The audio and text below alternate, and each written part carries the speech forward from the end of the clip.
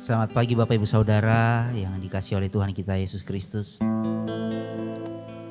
Mari pagi hari ini kita menyiapkan hati kita. Biarlah kasih Tuhan memenuhi setiap hati pikiran kita. Bapa yang baik, Bapa yang mengasihi kami. Pagi hari ini biarlah Roh-Mu yang kudus menguduskan setiap hati dan pikiran kami. Tuhan Yesus, biarlah darah-Mu melayakkan setiap kami, agar kami dapat datang memuji memuliakan Tuhan pagi hari ini. Biarlah hati kami terbuka meninggikan Engkau Tuhan. Biarlah setiap pribadi lepas pribadi kami umat-umat-Mu memberi kehidupan kami bagi Engkau pagi hari ini. Engkau menjadi segala-galanya di dalam kehidupan kami Tuhan. Haleluya Yesus Tuhan. Kami memuliakan Engkau Yesus Tuhan. Kau Bapa yang mengasihiku, kuasa-Mu memulihkanku,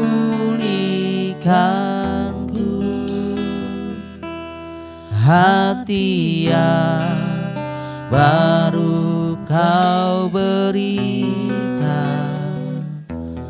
untukku dapat melihat rencana-Mu indah bagiku. Kau ada di setiap jalanku, hatiku haus dan lapar akan Engkau. Mari semua katakan, Kau Bapa yang mengasihiku, kuasa-Mu memulihkanku, hati yang baru Kau berikan, untukku dapat melihat rencana-Mu indah bagiku. Kau ada di setiap jalanku, hatiku haus dan lapar akan Engkau.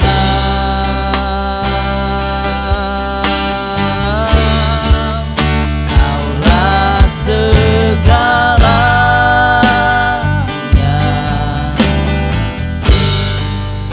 di dalam hidupku,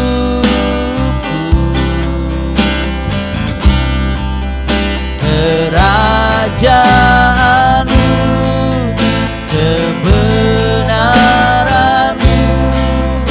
itu bagianku.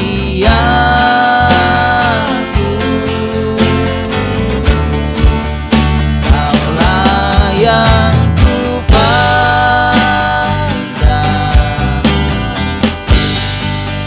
selama hidupku,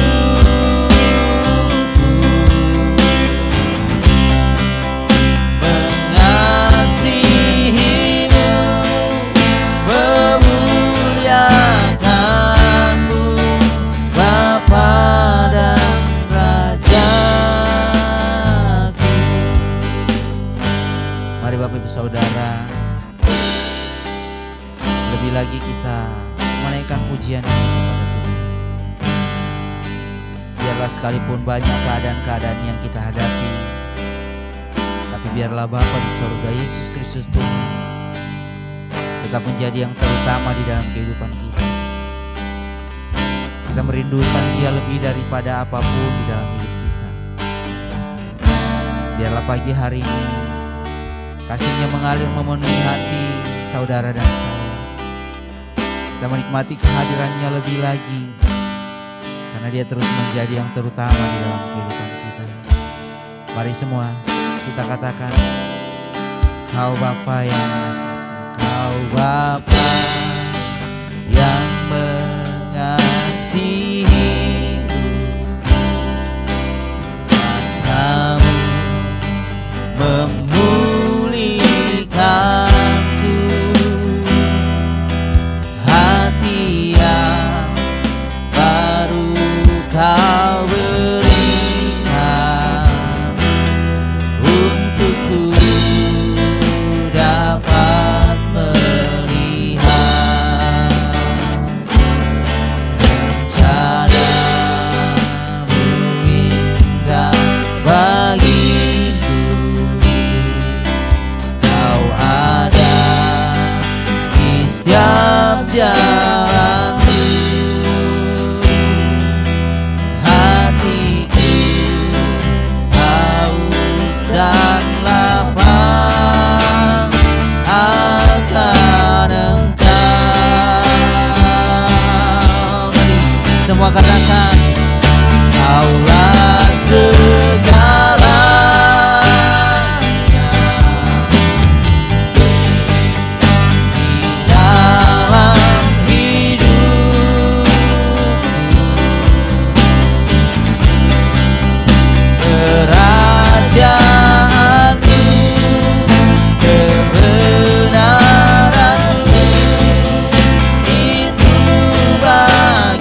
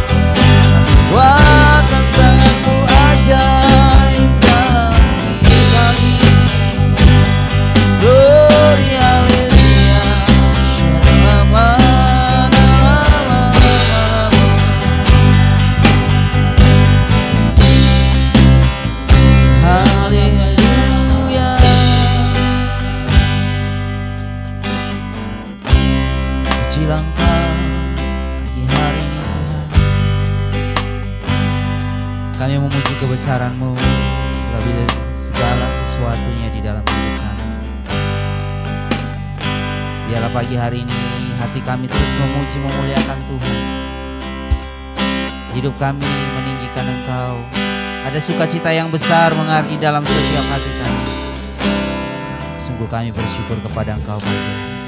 Segala pujian, hormat, kemuliaan hanya bagi Tuhan kami Yesus yang dahsyat, yang luar biasa. Biarlah pagi hari ini pujian, hormat kami naikkan bagi Tuhan. Dalam nama Yesus. Haleluya. Haleluya.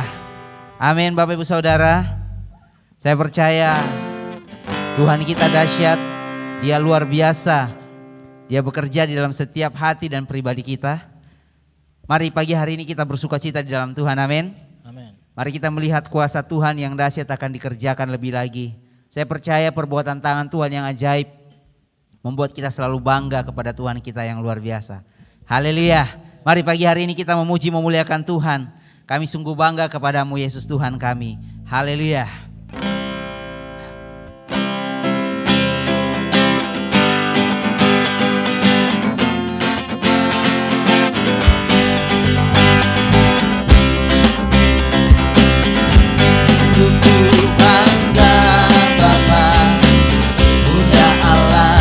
Seperti Engkau, sungguh ku bangga Yesus atas segala pengorbananmu.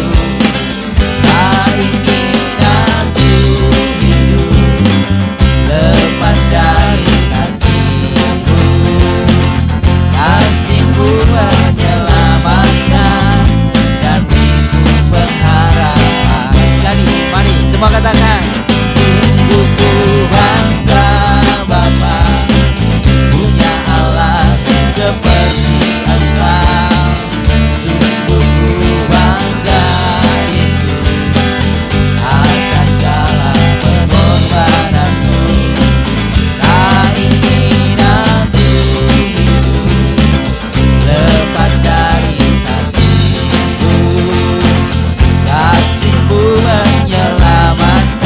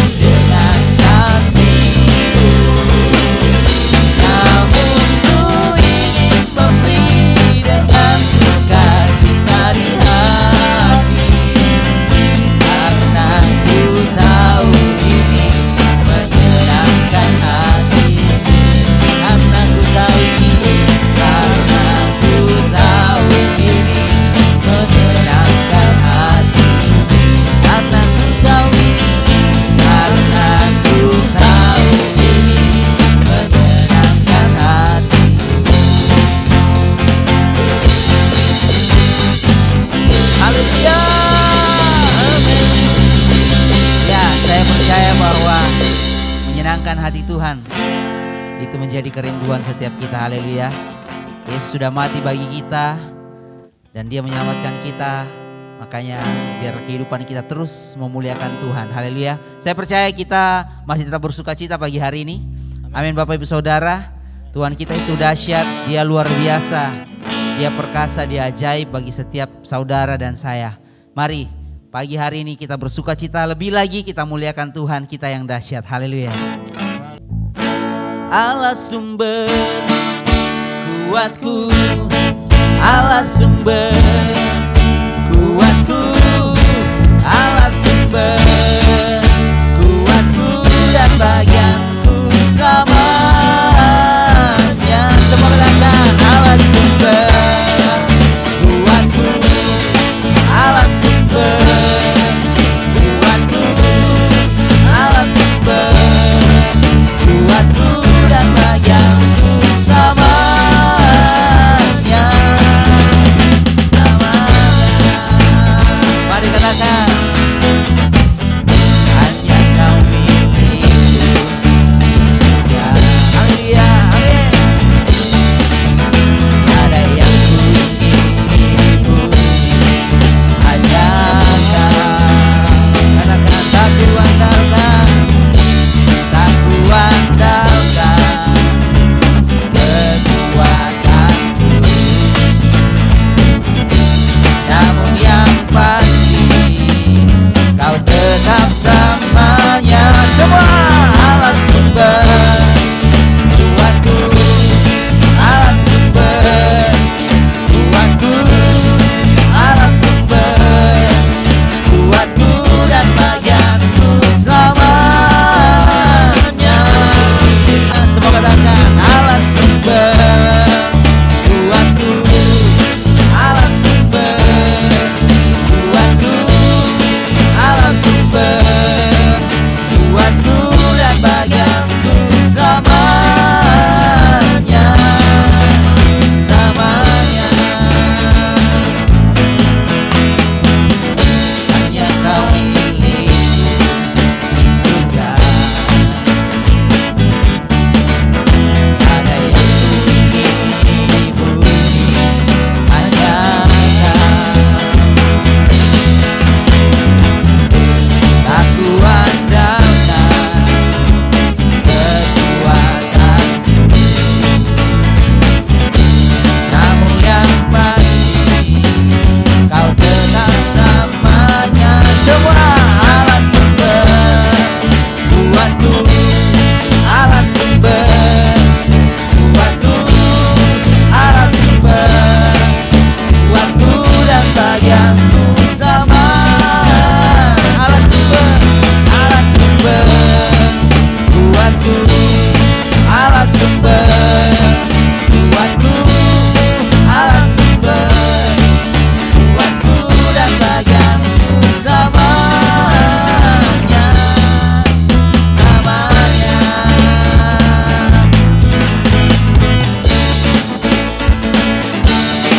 Haleluya, kita memuji memuliakan Tuhan kita yang dahsyat.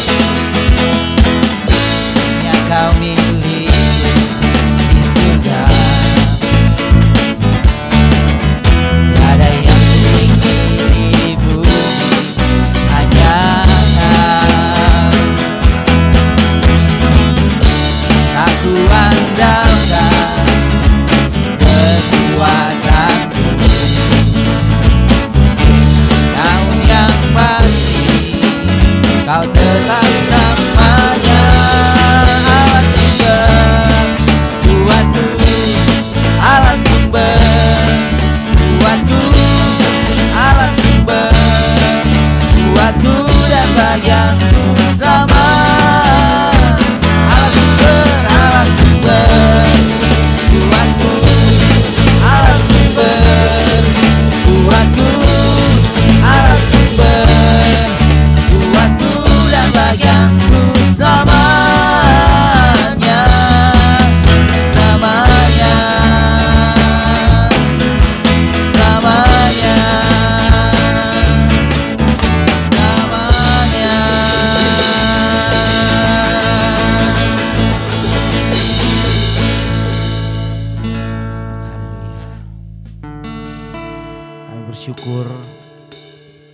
hari ini Tuhan. Biarlah Roh-Mu yang kudus bekerja bagi setiap kami. Kami mempersiapkan hati kami. Biarlah kebenaran Tuhan menjadi bagian setiap kami pagi hari ini. Kehadiran-Mu memberkati kami semua. Pagi hari ini berkati hamba-Mu yang akan menyampaikan kebenaran-Mu. Biarlah kebenaran firman Tuhan itu semakin meneguhkan setiap hati kami. Setiap hati kami, pikiran kami, kehidupan kami tetap tertuju hanya kepada Tuhan. Sekalipun kami berada di tengah-tengah kondisi keadaan yang tidak menyenangkan, tapi kami percaya Engkau Bapa yang selalu menyertai kami. Kami bersyukur buat pagi hari ini Bapa. Segala pujian, kemuliaan, hormat hanya bagi Engkau. Di dalam nama Tuhan Yesus. Haleluya. Amin. Ya, salam buat kita sekalian Bapak Ibu Saudara. Kita bersyukur oleh anugerah Bapa di surga. Kita masih ada sebagaimana kita ada hari ini. Dan kita masih beribadah, masih bisa beribadah untuk melayani Dia, mengucap syukur untuk semua kebaikan yang Tuhan beri. Haleluya. Hari ini saya rindu berbagi buat kita firman Tuhan dari Markus pasal yang ke-10. Markus pasal 10 ayat yang ke-46 sampai ayat yang ke-51. Ya, saya baca demikian, judulnya adalah Yesus menyembuhkan Bartimius. Lalu tibalah Yesus dan murid-muridnya di Yeriko, dan ketika Yesus keluar dari Yeriko bersama-sama dengan murid-muridnya dan banyak orang yang berbondong-bondong, adalah seorang pengemis yang buta bernama Bartimius, anak Timeus, duduk di pinggir jalan. Ketika didengarnya bahwa itu adalah Yesus orang Nazaret, mulailah ia berseru, "Yesus, anak Daud, kasihanilah aku." Banyak orang menegurnya supaya ia diam, namun semakin keras ia berseru, "Anak Daud, kasihanilah aku." Lalu Yesus berhenti dan berkata, "Panggillah dia." Mereka memanggil orang buta itu dan berkata kepadanya, "Kuatkan hatimu, berdirilah, ia memanggil engkau." Amin. Sampai di sana dulu. Bapak Ibu Saudara, saya hari ini tidak mau share tentang Bartimeus, tapi saya melihat ada dua hal yang menjadi pelajaran yang Tuhan beri kepada saya. Ini berbicara tentang belajar untuk meneguhkan orang lain, belajar untuk mensupport orang lain. Dan kita mendapati dalam cerita ini, ketika Yesus keluar dari Yeriko bersama dengan begitu banyak orang, ada seorang pengemis bernama Bartimeus, Bapak Ibu Saudara.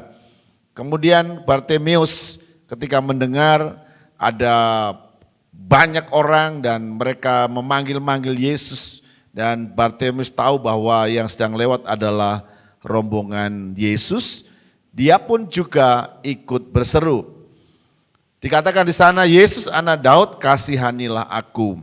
Jadi posisinya adalah ada rombongan Tuhan Yesus bersama dengan banyak orang, kemudian ada Bartimeus di pinggir jalan, seorang pengemis yang buta, kemudian mendengar Yesus lewat ada di sana dan dia berseru dan berteriak untuk meminta pertolongan. Yang ingin saya bagi adalah ayat 48 dan ayat 49 Bapak Ibu Saudara, adalah bahwa ketika Bartimeus itu berseru yang dikatakan, "Yesus anak Daud, kasihanilah aku," maka ada dua kelompok orang di sana. Yang pertama adalah yang menegur Bartimeus untuk dia diam. Rupanya suara atau teriakan dari Bartimeus ini sangat kuat. Yang pertama, dan mungkin bisa mengganggu orang-orang yang ikut sedang bersukacita mengikut Yesus. Dan saya yakin Bartimeus bukan hanya kuat suaranya, tapi juga berkali-kali. Kita bisa membayangkan bahwa waktu itu Yesus berjalan diiringi oleh begitu banyak orang, mereka ngobrol, mereka cerita, mereka berteriak-teriak. Tidak hanya Bartimius yang berseru-seru memanggil nama Yesus, tapi juga banyak orang. Nah, untuk itu Bartimius tidak cukup untuk berteriak sekali atau dua kali. Saya yakin suaranya keras dan berkali-kali. Rupanya suara keras yang berkali-kali inilah yang saya maksudkan mengganggu. Saya tidak tahu digambarkan di sana beberapa orangkah, tapi kalau digambarkan di ayat 48 itu bukan hanya seorang atau dua orang, tapi banyak orang. Jadi banyak orang terganggu dengan seruan-seruan dari Bartimius. Bapak Ibu Saudara, kita tahu bahwa Bartimius ini orang yang sakit. Menggambarkan tentang keadaan kita juga yang sedang lemah, sedang tertekan, sedang sakit, sedang mengalami banyak masalah. Biasanya doanya seperti Bartimius, doa yang berseru-seru, doa yang sangat kuat. Dan ini menggambarkan tentang juga ada di sekeliling kita banyak orang yang juga sedang berseru, sedang meminta pertolongan seperti Bartimius ini. Bapak Ibu Saudara, ternyata ada juga orang yang terganggu. Ya, jadi nanti akan ada dua kelompok. Kelompok pertama adalah kelompok orang yang terganggu dengan seruan Bartimius. Tapi kelompok dua di dalam ayat yang ke-48, maksud saya adalah ayat yang ke-49, ada kelompok orang lain juga yang memiliki perhatian, memiliki kasih. Sehingga kelompok yang kedua inilah yang akhirnya menjemput Bartimius. Karena perombongan Yesus sudah berlalu cukup jauh, tetapi seruan-seruan Bartimius ini begitu kuat sehingga sampai di telinga Tuhan Yesus. Bapak Ibu Saudara, di dalam keadaan yang tidak baik atau sebaliknya ketika keadaan kita sedang senang, bisa saja muncul dua keadaan yang berbeda. Ada dua kelompok keadaan yang berbeda. Yang pertama adalah kelompok orang yang tidak suka diganggu. Kelompok orang yang tidak mau direpoti. Kelompok orang yang tidak mau untuk memberi hati atau perhatian kepada orang lain. Kelompok pertama ini kelompok orang yang memperhatikan kesenangan diri sendiri, kesukaan diri sendiri, dan tidak peduli dengan apa yang ada di sekelilingnya. Tidak peduli dengan orang-orang atau keadaan yang tidak baik di sekelilingnya. Perhatiannya adalah kepada kesenangan diri sendiri. Memang dalam keadaan yang sukar seperti sekarang ini, atau memang ada kita-kita yang belum belajar untuk memperhatikan orang lain, cenderung untuk memperhatikan keadaan diri sendiri. Yang penting saya senang, yang penting saya terpelihara, yang penting saya bisa menikmati dan saya baik-baik saja, dan saya tidak peduli siapa dan bagaimana di luar sana. Saya yakin bahwa kita tidak dipanggil menjadi orang percaya seperti itu. Saya percaya juga bahwa seburuk-buruknya orang yang percaya kepada Yesus memiliki hati yang baru. Memang hati yang baru itu tidak sekali jadi, langsung baru sama sekali. Tetapi saya percaya ketika kita mengalami proses kelahiran baru, kita mengalami proses dalam mengikut Yesus, kelahiran baru itu ada satu hal yang penting yang harus kita pahami. Yang pertama, kita percaya kepada Yesus. Yang kedua, kita bertobat, kita mengaku dosa. Kemudian kita masuk ke dalam satu pelayanan disebut namanya pelayanan baptisan air.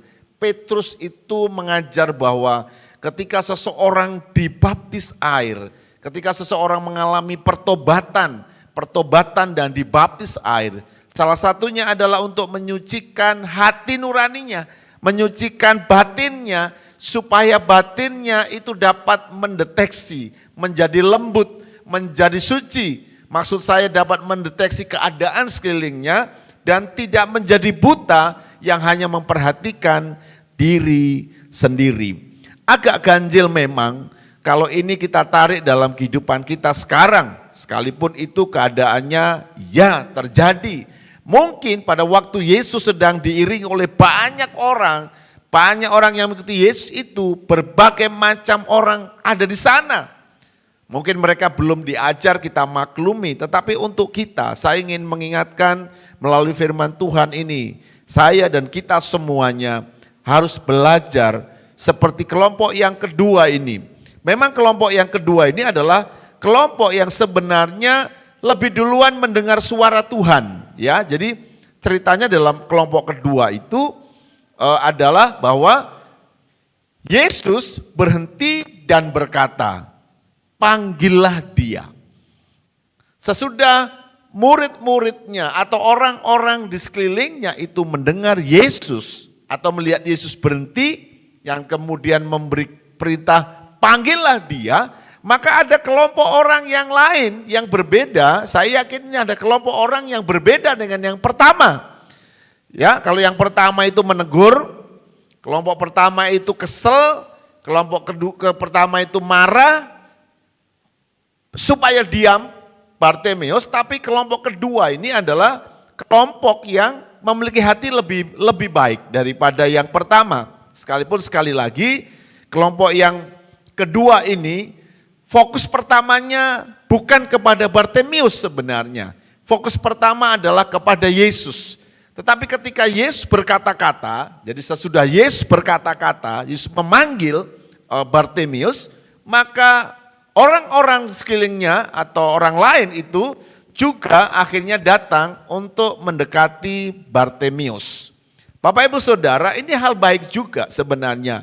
Karena memang kalau kita berkaca atau ya melihat diri kita, sebelum kita lahir baru, sangat mungkin kita tidak peduli dengan keadaan orang lain. Saya melihat ini hal wajar. Tetapi untuk kita, saudara-saudara, orang yang sudah percaya Yesus, Yesus ada dalam hati kita, Yesus ada berdiam dalam diri kita, kita juga tahu firman Tuhan dalam batin kita. Tetapi ketika kita tidak peduli dengan orang lain, tidak dapat mendengar suara orang yang memohon pertolongan, atau malah tidak tergerak sama sekali, ini hal yang perlu kita bercermin di dalamnya. Kenapa? Karena kalau ternyata kita tidak dapat mendengar atau memperhatikan seruan-seruan orang yang susah, orang-orang yang menderita, orang-orang yang minta pertolongan, ya sedang tidak baik. Memang kita dapat menyadari bahwa orang-orang seperti Bartimeus ini adalah tidak baik keadaannya. Jadi dia digambarkan adalah seorang yang buta, duduk di pinggir jalan menjadi orang yang meminta-minta. Saya yakin bahwa kondisi Bartimeus ini bukan kondisi yang menyenangkan, baik secara fisik maupun keadaan jiwanya. Kita tidak paham di sana, tapi seperti kita dapat bayangkan ada banyak orang yang tidak menyukai seperti ini. Kita bisa saja merasa tidak mau ikut kotor, ada yang merasa kita tidak selevel, itu bukan urusan saya dan lain sebagainya, sehingga memang tidak mudah untuk mengalirkan belas kasihan kepada orang seperti Bartimeus ini. Di dalam masa sukar ini ada banyak orang yang tidak baik di sekeliling kita, ada keadaan-keadaan orang yang tidak baik di sekeliling kita, dan mungkin juga kita berpikir keadaan kita tidak sebaik juga yang kita pikirkan. Tetapi jika kita ada dalam rombongan Yesus, kita ada di dalam persekutuan dengan Tuhan Yesus, maka seharusnya kita adalah orang yang keadaannya adalah baik secara rohani. Baik dalam persekutuan dengan Tuhan, sekalipun mungkin tidak secara lahiriah. Itu nomor yang keberapa ya Bapak Ibu Saudara. Oke, jadi Kelompok kedua ini menarik sekali. Pertama mungkin sudah kita tidak usah bicarakan karena mungkin orang ini tidak paham dengan firman Tuhan dan lain sebagainya ya Bapak Ibu Saudara. Tetapi sebenarnya kelompok dua ini menarik karena sekali lagi tadi saya sampaikan di awal bahwa kelompok kedua ini fokusnya tidak kepada Bartimius sebenarnya. Fokusnya kepada perkataan Yesus. Ini indah. Jadi kalau ada di antara kita, saya atau kita sekalian Bapak Ibu Saudara, seperti kelompok yang pertama, tidak mudah untuk bisa memperhatikan orang lemah, bahkan enggan untuk dekat orang yang tidak baik, bahkan kita kadang-kadang mengecam mereka karena keadaan mereka yang tidak baik, karena kesalahan mereka dan lain sebagainya. Tetapi ketika mendengar suara Tuhan, haleluya, saya senang, luar biasa saya diberkati ini. Bisa saja kita dalam kelompok yang pertama, tetapi sesudah Yesus itu bicara, sesudah Yesus berhenti dan kemudian bicara kepada Bartimius yang dikatakan panggillah dia, maka orang-orang, jadi bukan satu orang, karena di dalam ayat 49 itu disebutkan sesudah Yesus berkata-kata panggillah dia, mereka memanggil orang buta itu. Artinya sekelompok orang juga, mau dua, mau tiga, tapi ada beberapa orang yang akhirnya berhenti dan kemudian tergerak hatinya untuk datang kepada Bartimius. Saya ingin kita belajar poin ini bahwa firman Tuhan yang kita dengar itu dapat mengubah hati kita. Firman Tuhan yang kita dengar, yang kita dapat responi, kita dengar, kemudian kita juga dapat meresponnya, itu dapat mengubah hati kita. Jadi ini luar biasa.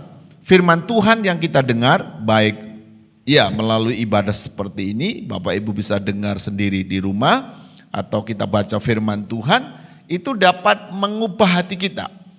Yang tadinya bisa saja kita bukan orang yang juga merespon dengan orang-orang yang kurang, tetapi kita dapat kemudian berubah dan memperhatikan orang-orang yang kurang itu. Hal yang indah kita perhatikan di sana, mereka, orang-orang itu mendatangi Bartimius dan berkata, luar biasa ini. Yang pertama dia berkata begini, kuatkan hatimu. Ya Bapak Ibu. Yang kedua, berdirilah. Selanjutnya dia berkata, ia memanggil engkau. Atau boleh kita balik, ia memanggil engkau. Kuatkan hatimu, berdirilah.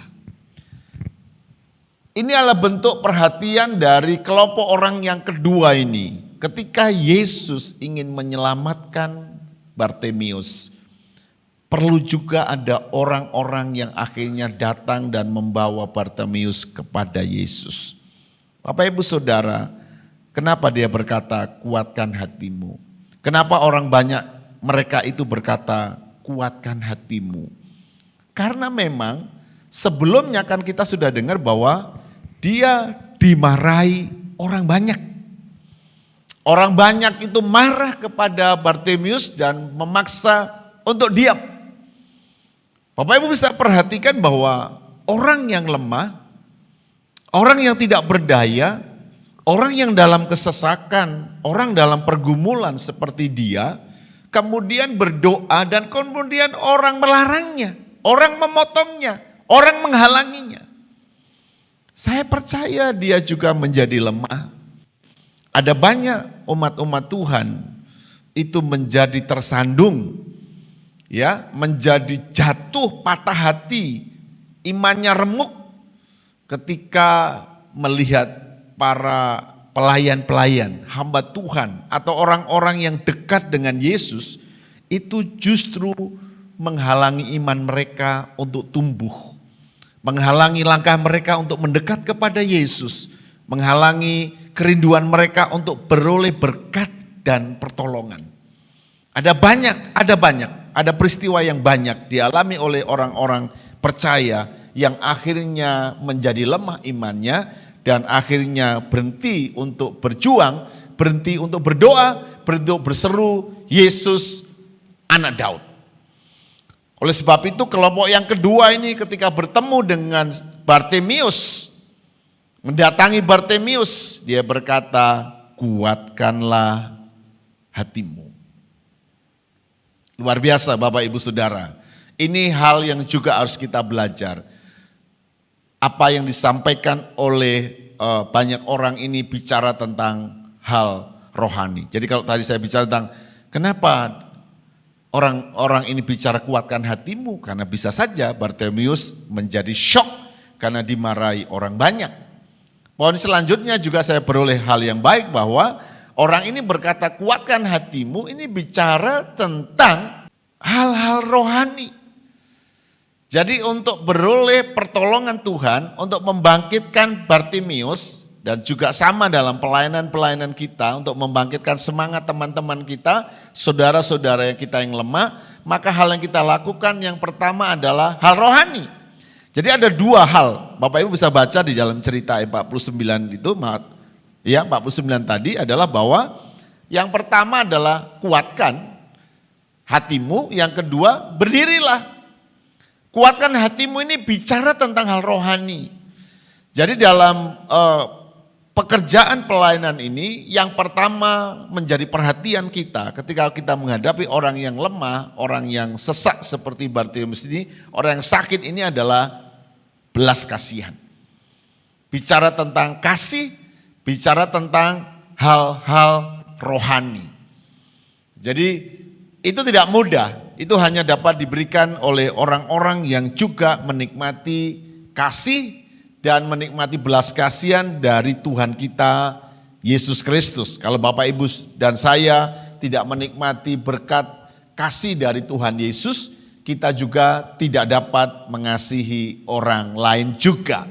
Tapi saya yakin bahwa kelompok yang kedua ini adalah kelompok yang menikmati, yang mengalami, menerima kasih Yesus, sehingga dia juga dapat bicara tentang hal-hal rohani dan menguatkan, meneguhkan hati Bartimius ini. Ya, Bapak Ibu Saudara itu ya.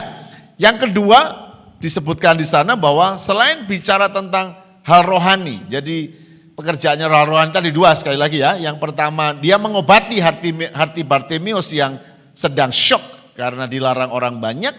Yang kedua membangkitkan semangat dari Bartimius supaya dia meneguhkan imannya, meneguhkan hatinya. Baru yang poin yang kedua dikatakan di sana adalah berdirilah. Ya, berdirilah ini kalau kita perhatikan dalam cerita ini, dia tidak berdiri begitu saja. Bisa saja dia berdiri ditolong, dibantu oleh orang-orang yang tadi itu. Ya, berdirilah, ia memanggil engkau, berdirilah. Jadi saya membayangkan, ya apa yang saya bayangkan, saya tidak tahu seperti apa yang terjadi di sana. Dia dibantu oleh orang-orang yang ada tadi untuk berdiri. Artinya apa? Bahwa kasih dan perhatian kita kepada teman-teman saudara-saudara kita yang seperti Bartimius ini memang tidak boleh hanya hal-hal rohani saja, tidak berhenti pada hal-hal rohani saja, tapi juga akhirnya menolongnya untuk lebih dalam hal-hal yang jasmani. Tetapi juga tidak boleh hanya hal-hal lahiriah saja kita menolong orang lain, tetapi tidak melibatkan hati kita, tidak melibatkan kasih kita atau iman kita. Yang sempurna adalah hal-hal rohani, ya kita lakukan. Yang kedua juga hal-hal jasmani dapat kita lakukan. Bapak Ibu Saudara, saya pikir ini adalah panggilan yang harus kita kerjakan. Mata hati kita, telinga kita harus mendengar akan ada seruan-seruan seperti Bartimius ini. Mungkin kita tidak bisa mengerjakan dua-duanya, misalnya menolong hal rohani atau hal jasmani. Tapi setidak-tidaknya kita memperoleh yang pertama, yaitu kita meneguhkan hatinya, kita menguatkan imannya, Kita memberitakan firman dan menghiburkan hatinya supaya dia dapat bangkit imannya dan datang kepada Yesus. Panggilan kita adalah memberi jalan kepada orang lain juga. Panggilan kita adalah juga memberi warna kesaksian. Buah yang kita dapatkan, kita hasilkan ini akan menjadi jalan bagi orang lain untuk datang kepada Yesus. Bapak Ibu Saudara, kita harus bersyukur bahwa Tuhan Yesus masih menyertai kita. Tuhan Yesus masih ada bersama-sama dengan kita. Saya berdoa tadi bahwa kerinduannya adalah selalu mendengar perkataan Yesus yang dapat juga membangkitkan semangat kita. Kalau kita baca cerita ini, saya tidak yakin bahwa Bartimeus itu mendengar suara Yesus. Dikatakan bahwa Yesus kan berkata, panggillah dia. Apakah apakah Bartimeus mendengar Yesus berkata, panggillah dia? Saya kurang yakin. Bagi saya justru orang-orang yang ada di sekitar Yesuslah yang mendengar berkata, panggillah dia. Artinya firman Tuhan itu datang tidak langsung kepada orang-orang yang lemah seperti Bartimeus. Saudara-saudara kita yang sedang tertekan seperti Bartimeus. Tapi firman Tuhan datang kepada kita. Orang-orang yang memang merindukan kehadiran Yesus, bersekutu dengan Yesus, dan dia akan berfirman kepada kita. Jadi firman yang disampaikan ketika mendengar seruan Bartimeus, Bapak Ibu Saudara, ini penting bagi kita. Ketika Bartimeus berseru, Bartimeus berteriak-teriak, katakanlah begitu, Yesus menjawabnya. Firman Tuhan yang disampaikan Yesus itu tidak untuk Bartimeus, tetapi untuk orang-orang yang ada di sekeliling Yesus. Jadi kalau Bapak Ibu Saudara dan saya adalah orang-orang yang ada di sekeliling Yesus, dalam ibadah-ibadah kita, dalam perjuangan iman kita, maka firman Tuhan itu akan datang pertama kepada kita. Saya dapat menyadari kenapa kenapa Yesus tidak bicara kepada Bartimeus langsung. Ya, Bapak Ibu Saudara, tadi kan ceritanya sudah jalan, sudah agak jauh. Saya mendapatkan dalam dunia rohani, memang orang-orang seperti Bartimeus ini tidak mudah mendengar firman Tuhan. Kita semua ketika dalam suasana yang terbebani, suasana yang buruk, tidak baik, sedang sakit, ya, baik sakit rohani, sakit jasmani seperti Bartimeus yang digambarkan buta ini, buta hatinya, buta dunia imannya, buta matanya. Tidak mudah untuk mendengar firman Tuhan. Oleh sebab itu firman Tuhan tidak datang kepada Bartimeus sekali lagi, tapi datang firman Tuhan itu kepada orang-orang di sekeliling kita. Jadi saya merasa perlu menyampaikan ini kepada kita semuanya, Bapak Ibu Saudara yang masih rajin beribadah di rumah, masih rajin berdoa di rumah, masih rajin membaca Alkitab, rajin ikut ibadah-ibadah, baik ada di YouTube, di semua jaringan-jaringan. Saya yakin itu akan menumbuhkan iman. Firman Tuhan yang datang kepada kita tidak hanya untuk meneguhkan hati kita sendiri, tapi juga memberi perintah untuk kita dapat memberkati orang lain juga. Jadi saya melihat ada hukum yang luar biasa di sana. Yesus memberi sebuah sistem kerja yang luar biasa bahwa apapun ceritanya, pertolongan akhirnya datang kepada Bartimeus sekalipun melalui beberapa sistem. Karena itu melibatkan orang-orang yang ada sekeliling Yesus termasuk kita hari ini. Dan sesudah nanti kita membaca selanjutnya, kita baca cerita bahwa akhirnya memang Bartimeus berdiri, menanggalkan jubahnya dan datang kepada Yesus. Bapak Ibu Saudara, ada pertanyaan Yesus yang bagus di sana. Dia berkata gini, apa yang kau kehendaki supaya aku perbuat bagimu? Jadi kalau Yesus bertanya seperti itu, bisa saja seruan-seruan dari Bartimeus itu tidak jelas terdengar ya secara telinga kita. Yesus mungkin tidak mendengar secara jelas, atau memang Yesus ingin memastikan kerinduan dari doa Bartimeus.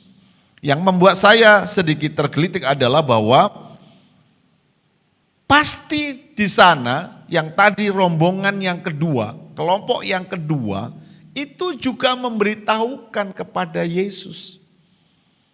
Seruan-seruan yang disampaikan oleh Bartimeus tadi, itu juga disampaikan kepada Yesus. Pasti beberapa orang berkata, Yesus, Yesus berhenti dulu. Begitu kira-kira ya. Ada orang berteriak-teriak. Ada orang buta minta dikasihani, dia buta. Begitu ya. Tetapi ini untuk memastikan pertanyaan Yesus kepada Bartimeus ini untuk memastikan bahwa dia punya iman. Memastikan bahwa dia punya semangat. Kalau di atas disebut keteguhan hati untuk berharap, untuk mempercayai Yesus yang ada di depannya. Saya sangat yakin Bartimeus sudah mendengar Yesus berkali-kali. Mendengar cerita tentang Yesus menyembuhkan banyak orang sakit. Udah banyak orang cerita. Dan saya yakin dia memiliki iman yang bulat, iman yang teguh. Tetapi ternyata Yesus masih bertanya, apa yang kau kehendaki? Ya Bapak Ibu Saudara, saya yakin bahwa Yesus mendengar, Yesus tahu, orang banyak juga memberitahu. Tapi dia ingin memastikan bahwa iman Bartimeus sedang oke hari itu. Haleluya. Saya tidak perpanjang soal Bartimeus karena yang saya ingin sampaikan hari ini adalah dua kelompok ini.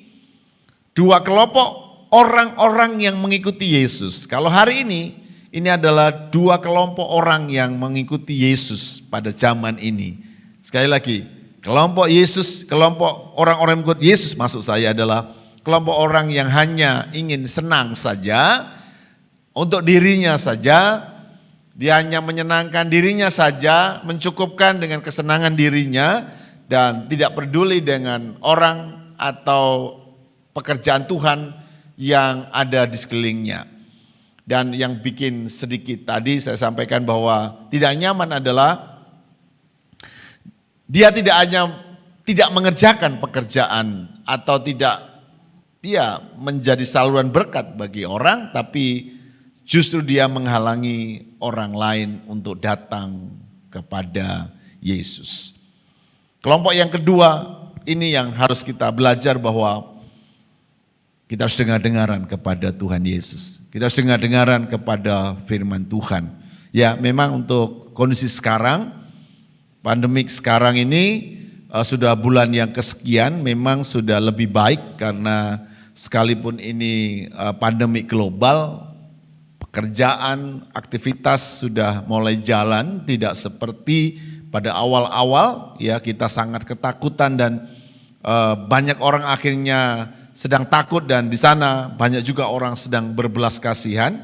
Tetapi waktu-waktu ini mungkin tidak hanya hal lahiriah yang membuat kita takut, tapi hal-hal rohani yang bisa saja membuat kita tidak nyaman. Oleh sebab itu saya ingin mendorong bagi kita sekalian, mari kita bisa buka telinga kita belajar peka terhadap orang-orang yang ada sekeliling kita. Bisa saja kita bisa mendengar langsung teriakan-teriakan dari orang-orang, keluhan-keluhan dari orang-orang di sekeliling kita, atau Yesus berbicara kepada kita tentang orang-orang yang perlu kita doakan, orang-orang yang kita perlu layani.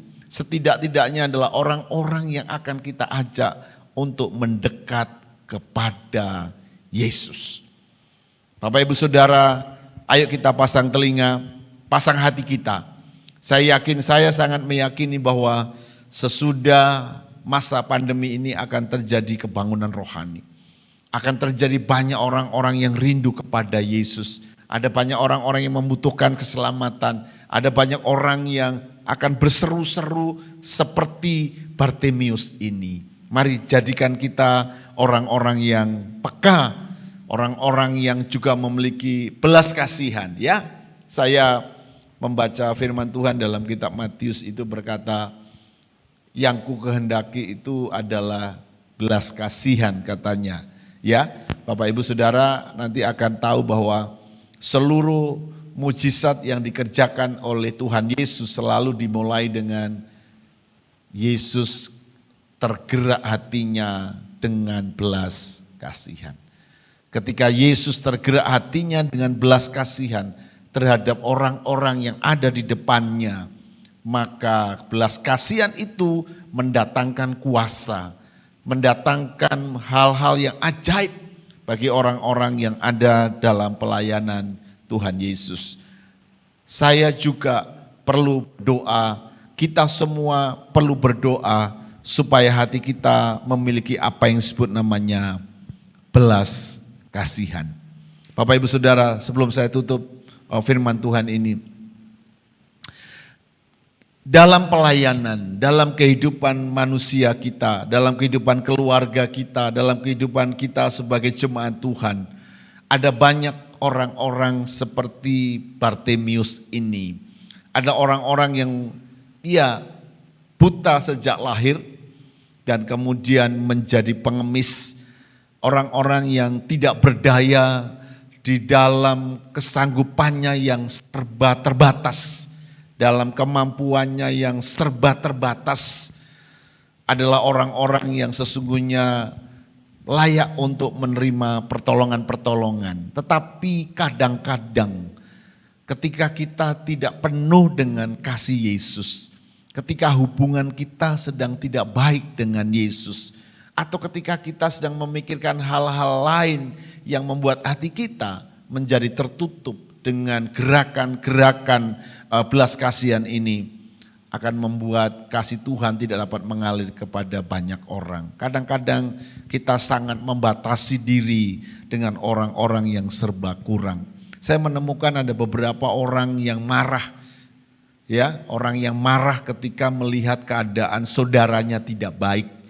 Ketika dia melihat keadaan saudaranya tidak baik, dia berkata, ya itu salahnya dia. Kenapa dia tidak berjuang? Kenapa dia tidak berdoa?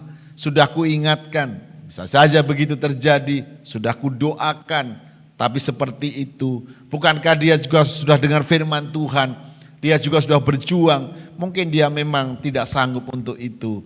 Kita cenderung bisa saja menghakimi, kita cenderung bisa saja kita mengkritik orang-orang yang lemah seperti itu. Atau memang orang-orang itu seperti itu keadaannya.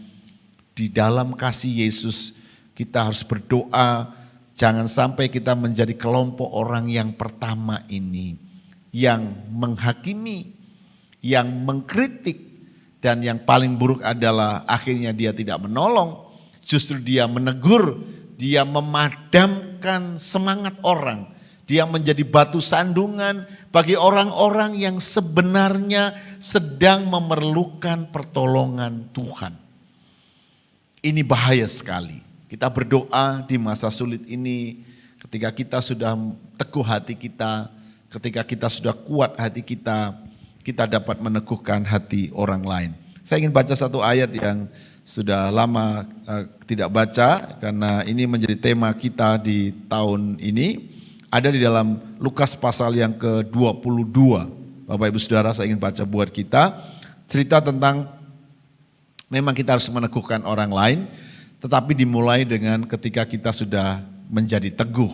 Dan Tuhan Yesus tahu itu. Di dalam Lukas 22, saya boleh baca mulai ayat 31 dan 32, ketika Tuhan Yesus sedang bicara dengan murid-muridnya ya, di sana judulnya tentang percakapan perjamuan malam. Yesus akan ditangkap dan seterusnya. Tetapi Yesus bicara khusus kepada Simon ya. Ayat 31 dan 32. Dia berkata begini, Simon, Simon, lihat iblis telah menuntut untuk menampi kamu seperti gandum. Tetapi aku telah berdoa untuk engkau supaya imanmu jangan gugur. Dan engkau, jikalau engkau sudah insaf, kuatkanlah saudara-saudaramu. Ya, tema di bagian belakang ini adalah, ayat di bagian belakang ini menjadi tema bagi kita selama ini adalah, dan engkau jikalau engkau sudah insaf, kuatkanlah saudara-saudaramu. Ya, Bapak Ibu Saudara, ini adalah peringatan yang disampaikan oleh Tuhan Yesus kepada Simon Petrus ketika makan dalam perjamuan malam.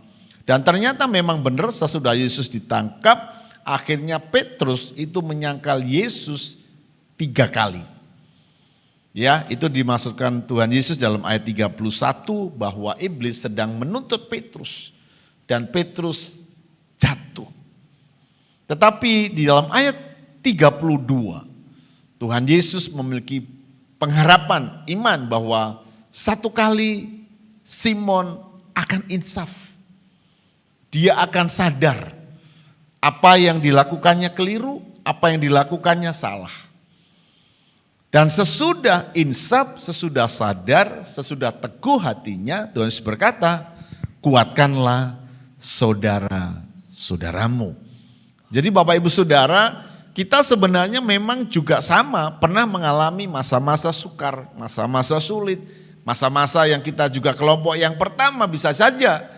Tetapi kita harus belajar untuk mengikuti jalan Tuhan sampai akhirnya kita menjadi insaf. Simon Petrus adalah murid yang bersama-sama dengan Yesus sekian lama. Dalam berbagai-bagai tindakan ajaib yang dikerjakan oleh Yesus. Simon Petrus maksud saya ada bersama dengan Tuhan Yesus. Bahkan digambarkan di sana bahwa Petrus atau Simon Petrus ini adalah murid yang sangat dekat dengan Tuhan Yesus. Tetapi dalam masa yang sukar apa saja bisa terjadi. Dia jatuh, tetapi kemudian dia bangkit kembali, dia insaf. Jadi Bapak Ibu Saudara, ketika kita insaf, artinya kita pernah jatuh. Dan orang-orang yang memiliki belas kasihan terhadap orang yang jatuh, orang yang miskin atau orang yang sakit atau orang yang lemah, itu bisa saja tumbuh dari keadaan kita juga bahwa kita pernah ada di sana. Orang-orang yang dalam kelompok yang pertama di dalam kitab Markus tadi, bisa saja adalah orang-orang yang belum pernah mengalami training Tuhan. Mungkin dia baik-baik saja selama ini, atau dia belum pernah jatuh, belum pernah gagal, belum pernah seperti Bartemius ada di pinggir jalan sampai kepada meminta-minta. Mungkin belum pernah di sana sehingga timbul rasa congkak, timbul rasa sombong, timbul rasa bahwa saya baik-baik saja. Tetapi Petrus belajar dari pengalaman bahwa Petrus akhirnya mengasihi dan juga menginsafkan banyak orang sesudah dia sendiri sudah insaf lebih dahulu. Saya berdoa, kita semua berdoa, perjalanan kita ini akhirnya harus sampai pada titik kebenaran yang sesungguhnya, bahwa siapapun kita, yang utama dan yang terutama adalah bersama dengan Yesus. Semua kebenaran berasal dari Yesus. Semua kekayaan, kehormatan, semua keadaan yang baik ini mesti harus berdasar karena berkat dari Tuhan Yesus. Jika tidak, kita akan masuk dalam ujian-ujian, masuk dalam keadaan-keadaan yang tidak baik, supaya kita paham bahwa hanya Yesus saja yang layak dipuji. Yesus saja yang layak disembah. Hidup kita ini adalah anugerah. Saya senang dalam beberapa waktu ini hati saya menyadari setiap kali saya berdoa, mulut saya tiba-tiba spontan berkata, apa yang terjadi dalam hidup saya, hidup pelayanan saya, keluarga saya adalah karena anugerah. Jika bukan karena anugerah Tuhan, kita tidak akan dapat melihat hal-hal yang baik. Orang-orang yang menyadari keadaan seperti ini, Bapak Ibu Saudara, sudah membuka pintu untuk kelembutan hati dan juga akhirnya peduli dengan orang-orang lain di sekeliling kita. Mari saya ajak kita semua mulai belajar untuk menikmati kasih Yesus, amin. Tapi kemudian mulai pasang telinga, pasang hati. Kalau ada orang-orang yang sedang membutuhkan pertolongan-pertolongan, terutama pertolongan-pertolongan untuk membawa orang dekat dengan Tuhan, membawa orang-orang untuk mengalami kasih dan pertolongan Yesus Tuhan, atau memerlukan dukungan-dukungan, kita adalah orang-orang yang ada di sekeliling Yesus. Dan kita akan mengalirkan kasih itu kepada mereka. Dan itu akan membuat hidup kita menjadi orang-orang yang bergairah, orang-orang yang bersuka cita, orang-orang yang akan melihat kuasa Tuhan akan lebih lagi dinyatakan, tidak hanya bagi diri kita tapi juga bagi orang-orang lain. Hamba-hamba Tuhan, para pelayan Tuhan, orang-orang percaya akan menjadi semakin bersemangat ketika pekerjaan-pekerjaan Tuhan dinyatakan tidak hanya di dalam diri kita saja, tapi bagi orang-orang lain juga kasih Tuhan dinyatakan dan kita bergembira karena Tuhan ada bersama mereka dan bersama kita juga. Saya pikir ini yang perlu saya sampaikan buat kita pada saat ini. Ayo dalam masa sukar ini kita semua berkata ya, semua kita sedang berkata masa sukar. Tapi ingat, Yesus ada bersama dengan kita dan kasih dan anugerahnya itu membuat kita kuat, membuat kita teguh, dan akhirnya kita juga dapat berkata, kuatkan hatimu kepada saudara kita, teguhkan hatimu kepada sahabat kita, dan berkata, ayo kita melangkah, ayo kita berdiri, mari kita melayani Tuhan, sebab kita juga sedang melakukan hal itu menjadi kehidupan bagi kita. Ya, ini Tuhan Yesus memberkati apa yang bisa saya sampaikan buat kita, dan saya ajak kita berdoa. Haleluya. Syakalamaralama syakalama. Haleluya. Mari dimanapun kita berada pada saat ini, Bapak Ibu Saudara, berikan hatimu, bukalah telinga hatimu, dengarkan Yesus sedang berbicara bagi kita. Saya percaya bahwa Dia sangat mengasihi kita, tapi juga mengasihi orang-orang di sekeliling kita yang membutuhkan kasih, membutuhkan support, membutuhkan pertolongan.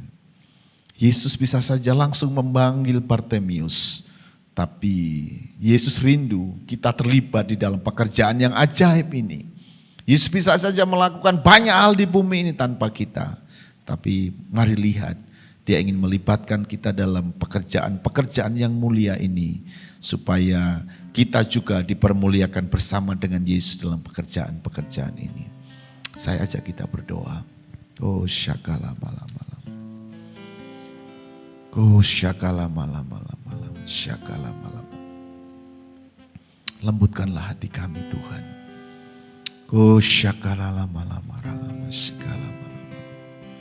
Lembutkanlah hati kami ya Tuhan. Di dalam nama Yesus kami menyadari kadang-kadang dalam masa yang sukar ini kami menjadi egois. Kami hanya menikmati kesenangan untuk diri kami sendiri.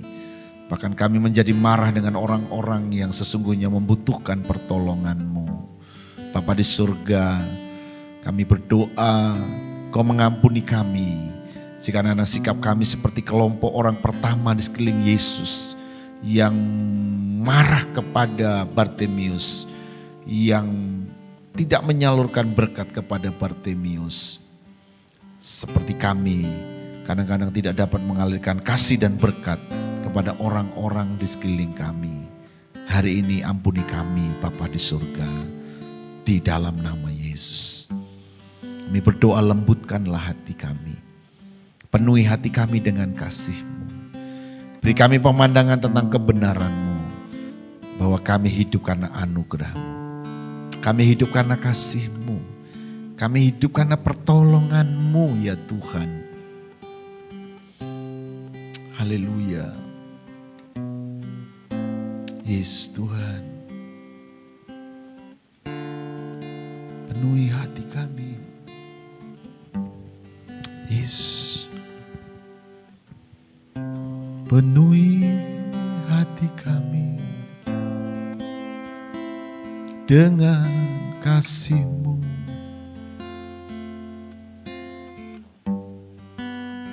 Penuhi hati kami dengan anugerah-Mu. Bapa, kami percaya Engkau mengasihi kami. Engkau juga mengasihi banyak orang di sekeliling kami. Jadikan kami berkat. Jadikan kami hamba-hamba-Mu, menjadi pintu-pintu anugerah, supaya berkat-Mu dapat mengalir bagi banyak orang. Terima kasih Yesus. Terima kasih Roh Kudus, terima kasih. Alirkan kebenaran-Mu, alirkan damai sejahtera-Mu, alirkan kehidupan surgawi-Mu bagi kami. Terima kasih Tuhan. Kami berdoa untuk semua kami dimanapun berada saat ini. Kesusahan, kesukaran, keadaan yang tidak baik ini tidak akan membuat hati kami menjadi keras dan egois. Tetaplah cinta-Mu, tetaplah kasih-Mu memenuhi hati kami, supaya kami juga dapat mengalirkan bagi orang-orang di sekeliling kami. Terima kasih Tuhan Yesus. Berkati hati kami, berkati hidup kami. Baharui telinga rohani kami untuk mendengar suara-Mu, untuk kami memperoleh perintah-perintah kebenaran, untuk kami mengerjakan kehendak-Mu, untuk memberkati banyak orang di sekeliling kami. Terima kasih Tuhan Yesus. Berkati firman-Mu, berkati hati kami, biarlah kami semakin mengasihi Tuhan dan mengerjakan pekerjaan-pekerjaan-Mu. Kami bersyukur di dalam nama Yesus, di dalam nama Yesus. Kami berdoa untuk semua kami dimanapun kami berada. Berkati keluarga kami, berkati pekerjaan kami, berkati pelayanan-pelayanan kami, berkati apa yang kami butuhkan. Kami juga berdoa untuk negeri kami Indonesia, Tuhan.